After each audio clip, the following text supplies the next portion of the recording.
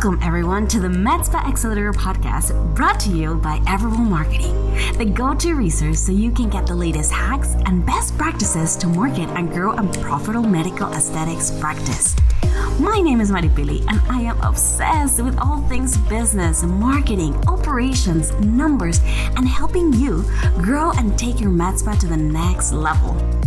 This is the Med Spa Accelerator Podcast, Season 2. Hi everyone, welcome back to another episode. I'm excited because we're going to be starting a new series on the elements of a perfect consultation. This is a very special secret training that I did for my clients with Emily from Jack's Schoolroom, whom we've been working with since before they opened their practice. If you've been struggling with your sales process, then you're going to want to listen to this whole series because this is the exact process that they implemented to become the #1 provider in their state in less than 3 years. And it'll help you fast track your results. In this second part, we'll discuss the importance of being as prepared as you can as a provider when performing a consultation with a brand new patient. You increase your chances of getting a sale when you present yourself as completely knowledgeable and fully engaged with the client. Let's dive in. So definitely, I think prepping is key to having the perfect consult, right? Like you said, prepping the room, prepping your place, and then prepping yourself. Is there anything specific that you do before you actually start talking to them? I would say, so we get mentally, you do try to just check out of whatever you were like trying to remember to do previously. And when you walk in the room, just kind of pretend like that's all that's going on. You want to make sure you don't seem distracted. You want to make sure that they know you're there to focus on you, and just you. And so that's why we kind of like schedule it and staff it in a way that we are able to put our attention fully on the person in the consult room. And I would say like, just kind of starting it out by like asking them how it's going, like when I walk in, and trying to get a little bit of rapport going, not just for their sake, but for mine too. So I remind myself like, this is a person, not just like another like box to check of like, oh, I got to do this consult.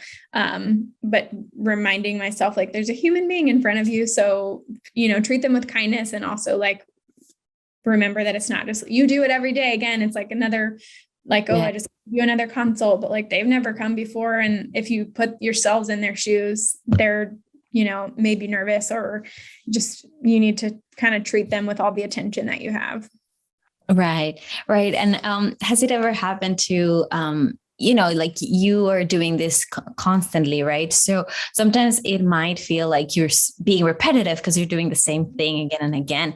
But no, I love that what you're saying, like understanding that, hey, they are a new person, like they don't know anything because they haven't been here yet.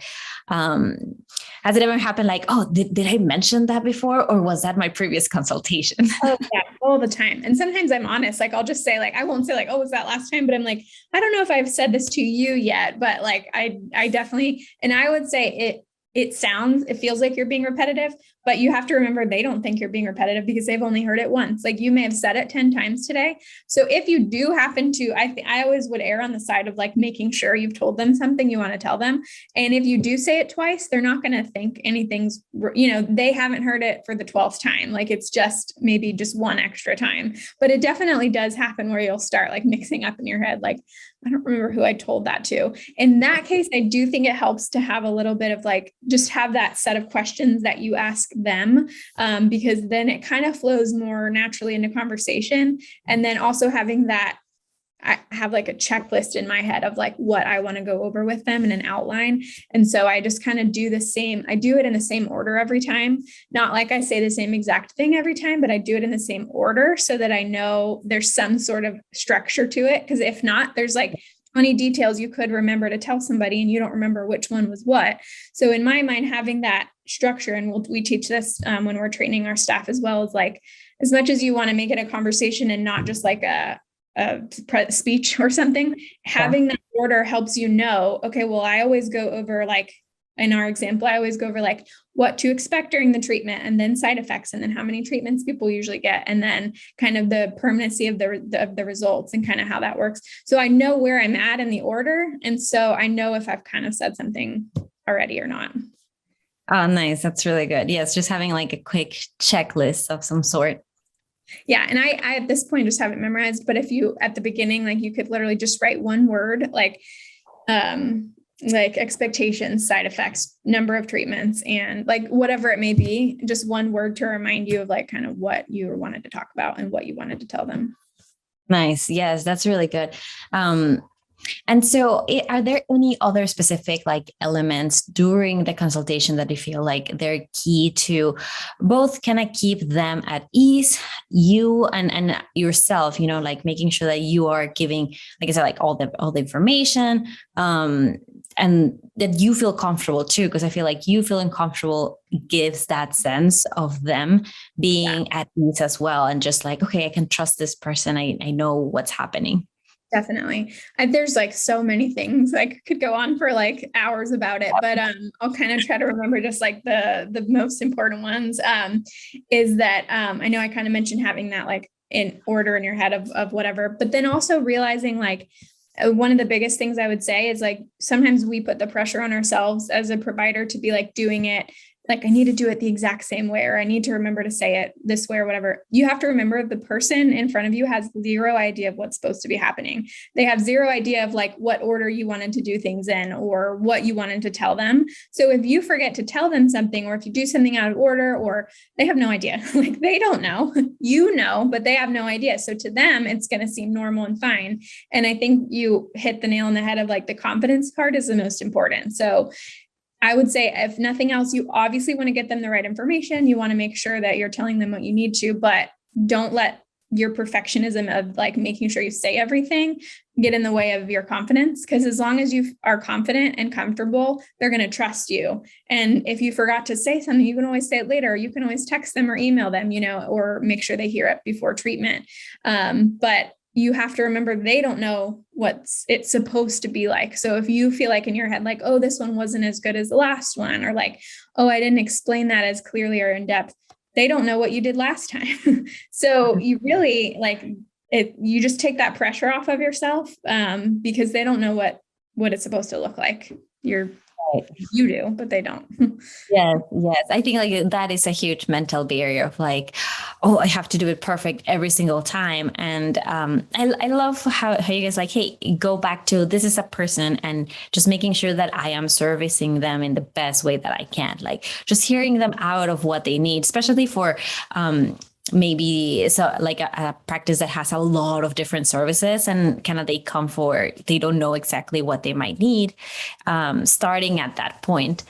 I was going to ask as well, like going into other services, is there ever a point where, you know, having a conversation, they might actually want to do something different than CoolSculpting? Yeah, definitely. So we also have M-Sculpt and we have M-Cella. M-Cella wouldn't really be like an alternative to either one of those, but M-Sculpt definitely could be. So I think it's important, especially when you offer a lot of different services, like you can designate that first little bit, and doesn't mean you can't talk about it throughout, but asking those probing questions to get an idea of like what they're looking for. Like, what are your goals for what areas would you like to treat? What are your goals? What are, you know, hey, Lauren. Hey, sorry, I didn't mean to interrupt you. Oh, no, you're okay. I was gonna like text back and I couldn't figure out how to. So. I'm not a ghost. I am listening. Yeah. I wasn't sure. Yes. I had my camera off because I was finishing up something, but awesome. Continue on, let you know if I have any questions. Okay. Yeah, definitely. Please. If you have any. But yeah, no. So yeah, just asking probing questions so that you get an idea of what their goals are, and at the end of the day, you know what your services are. So kind of being able to match them up with that, and knowing it's okay if like they came in originally for something, but they're going to end up gearing towards something else. Because at the end of the day, it's just how better can you serve them? It's not like, oh, they wanted to come in for CoolSculpting, so I need to sell them just listening to them and what services might be a good fit for them, which is why I think the beginning part where you kind of come in and ask a lot of probing questions about what they're looking for is the important thing to do first, because you don't want to kind of just skip right to like, oh, well, you were interested in cool sculpting. So here's everything you need to know about cool sculpting. And then at the end, you find out like, oh, you actually don't need cool sculpting. You need this whole other service. And let me tell you all about that. So to save yourself heartache, I would definitely do it at the beginning of where you're like really digging into what they need and how you can best serve them. Yeah, it's definitely. One of the questions that I tend to ask, just a Med Spa owner that is coming in, which I usually compare it with a consultation, because we can have the same type of structure, but it's like, what does success look like to you, right? And I feel like that really lets me know what their expectations are for what I have to offer and how would that meet those expectations. So, I think like whenever you're doing a consult, it might be very similar, right? You want to know like, what are they expecting from this treatment at the end of the day?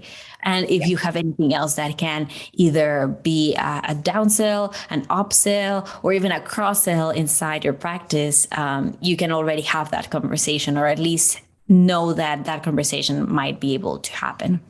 Exactly. Yeah. It's really similar. We like to ask them, like, what are your goals for, like, what areas are you looking at? And then also, what are your goals for the area? So sometimes too, we'll give, like, we ask what are their goals, and then we'll also give a couple of examples, just so that if sometimes people don't know how to answer like an open-ended question and they're like, I don't know, I didn't know I was going to get interviewed here, and so we'll give them examples like, okay, was it more like you want your clothes to fit better? Or are you looking to like, look better in a bathing suit? Or are you wanting like your sleeves to not be, or like, do you want your hips to fit in the jeans when you try on jeans, so we give like a few examples so they have an idea of like, oh yeah, that's right. That's what I want.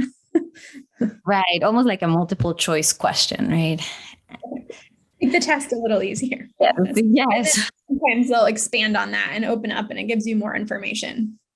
Yeah, definitely. So right now I know you guys have, M-Sculpt, Cool Sculpting, Mcella. Has it ever happened where, somebody comes in for Cool Sculpting, but the conversation actually transferred to Mcella, which has really nothing to do with body sculpting?